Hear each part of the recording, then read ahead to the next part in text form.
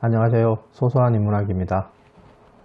오늘은 블랑쇼의 밝힐 수 없는 공동체, 마주한 공동체라는 책에 대한 서평입니다. 1986년에 낭시가 발표한 논문 무의의 공동체에서 제기한 무의의 공동체의 가능성에 대한 물음에 블랑쇼의 대답이 밝힐 수 없는 공동체입니다. 다시 블랑쇼의 밝힐 수 없는 공동체에 대한 낭시의 대답이 마주한 공동체라는 논문입니다. 친절하게도 두 개의 출판물이 데리다의 블랑쇼 추도문까지 덧붙여져서 출간된 책으로 가성비가 아주 훌륭한 책입니다. 먼저 낭시의 사상적 배경을 알아야 블랑쇼의 화답인 밝힐 수 없는 공동체가 무엇을 말하는지 이해할 수 있습니다. 낭시의 사상은 시종 일관 정치적입니다. 여기서 말하는 정치는 이데올로기나 동구권의 정치적 문제뿐 아니라 개인을 벗어난 공동존재, 함께 있음 그 자체, 인간 사이의 소통을 말합니다. 그 모든 것을 정치적이라고 말합니다. 다시 말해 나의 존재도 타자의 존재도 아닌 모든 단일성, 동일성 바깥에 존재하는 속성, 나와 타인 사이의 보이지 않는 관계 내의 존재, 관계에서만 의미를 찾을 수 있는 존재, 그런 우리의 존재를 말합니다. 정치적인 것의 우리라는 의미는 서로에게로 향하는 그런 관계 속에서 실존들의 만남과 접촉이라고 표현합니다. 낭시는 보이지 않는 관계의 존재, 즉 공동 내의 존재를 조명하며 거기에 그의 정치적 사유의 핵심이 있습니다. 무슨 말이냐 하면 나와 타인은 보이지만 둘 사이의 관계는 보이지 않죠. 그런 관계를 사유하는 것이 낭시의 사상입니다. 또 낭시는 어떤 공동체가 가시적인 그 무엇, 재산, 국적, 인종, 종교, 이데올로기의 그 무엇의 공유를 최고의 가치로 삼을 때 결국 그 공동체는 필연적으로 왜곡될 수밖에 없다고 봅니다. 개인의 이익을 중심으로 모였을 때 필연적으로 나타나는 집단 이기심의 발로이죠.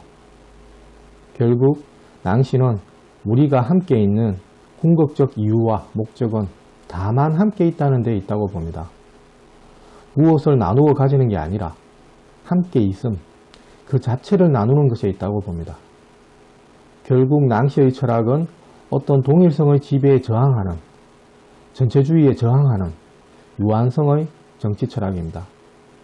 낭시의 그런 사상의 연장선상의 블랑쇼의 대답이 밝힐 수 없는 공동체입니다.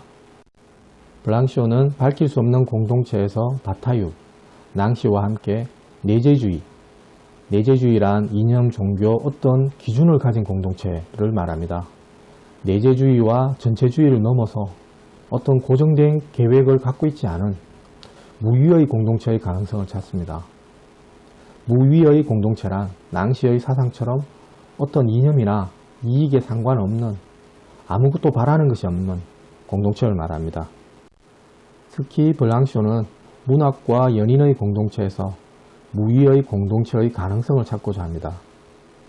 외존, 즉 자신의 바깥, 외부에서 존재함, 외존을 통해 나와 타자 사이의 우리의 가능성, 소통의 가능성을 찾는다고 보시면 됩니다.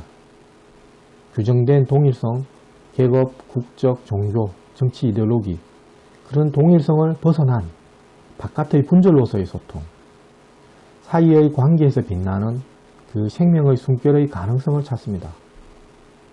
무엇이라 지칭할 수 없는 공동체, 밝힐 수 없는 공동체는 유한성의 영역 안에서 발견되는 죽음을 통해 현존하는 무한성을 말합니다. 시 공간의 유한성, 반드시 죽는 유한성의 존재들이 무의의 만남을 통해 비로소 무한성을 획득할 수 있다는 개념입니다. 말이 약간 어려운데 예를 들자면 작가의 경우 책을 통한 특정되지 않은 무의의 독자를 통해 그는 죽더라도 그의 사상은 독자들 안에서 무한성을 획득하게 되는 거죠.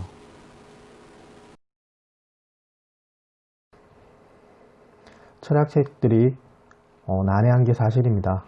특히 프랑스 철학자들의 사상은 말도 길고 어려운 게 사실입니다. 그렇지만 인내심을 갖고 읽어나가다 보면 그들이 말하고자 하는 아름다운 사상이 보입니다. 특히 이 책은 공동체에 대한 깊은 사유로 이끄는 책입니다. 오늘의 소소한 인문학 마치겠습니다. 감사합니다.